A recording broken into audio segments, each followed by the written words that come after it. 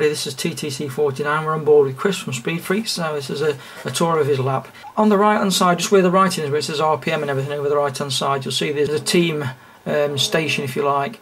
Chris gets on the brakes just before that and slows down to about 88 or so. Just doing now, braking in a straight line.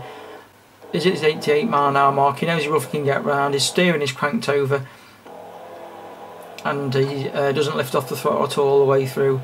Straightens up as soon as he can, runs over to the left hand side of the track and heads down to turn 2.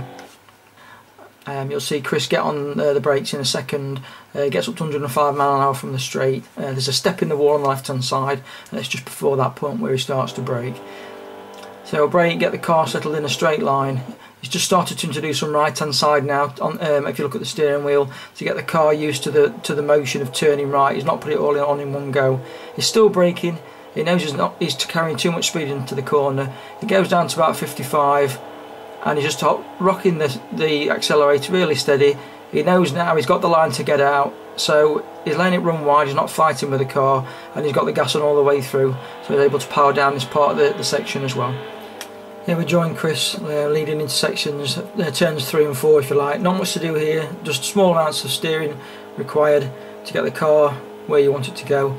Now if you look on the left hand side here, this barrier with the grey with the white, grey with the yellow writing on it, when that wall ends, that's when Chris is basically going to be braking to set up for this tricky complex ahead, which is basically one big right-hander with a straight in the middle of it all. So he's getting to his straight point.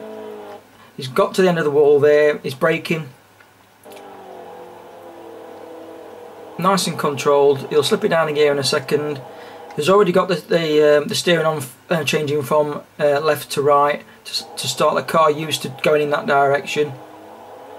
That's his 3rd gear. Lets it off the brake. He's just testing the throttle. Has it got grip? Has it got grip? 55 mile an hour. Yes, it has. And now he's going to build up on the way out. He's already straightened the steering up, so he's going to let the car run wide, so he's not fighting it. Because while he's fighting it, it'll accelerate slower. Okay. And off he goes round to the second half of the track. Nothing much to see here. You can ride the curb no problem, and the other side as well, just to keep the steering straightened and give you obviously you maintain more speed.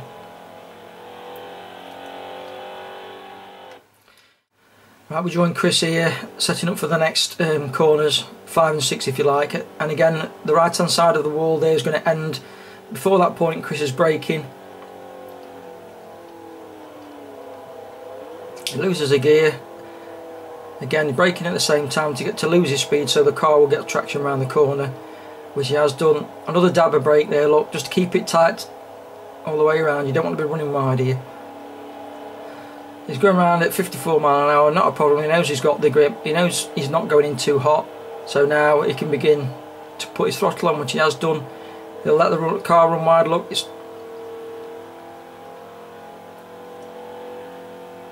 and right, he goes to the next part. He'll have to go up to 4th,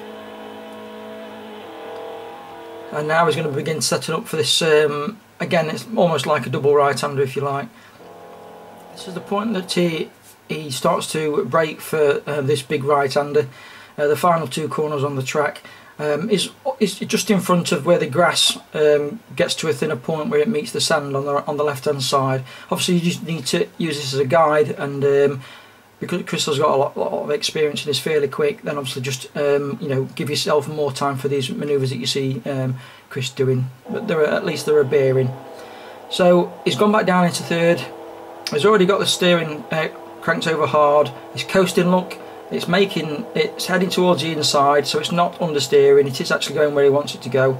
So now he can get some power on, because this is the straight part. Look, straighten the steering up, head over to the left hand side. And again, where the left hand side curbstone meets that red stripe, or on the right hand side where the pit lane meets the track, is where he's rocked off again, still with his steering on, and now he's just testing for grip. And he's going to take plenty of curb here, which is fine. It's the best way to get around this corner. He'll come off that.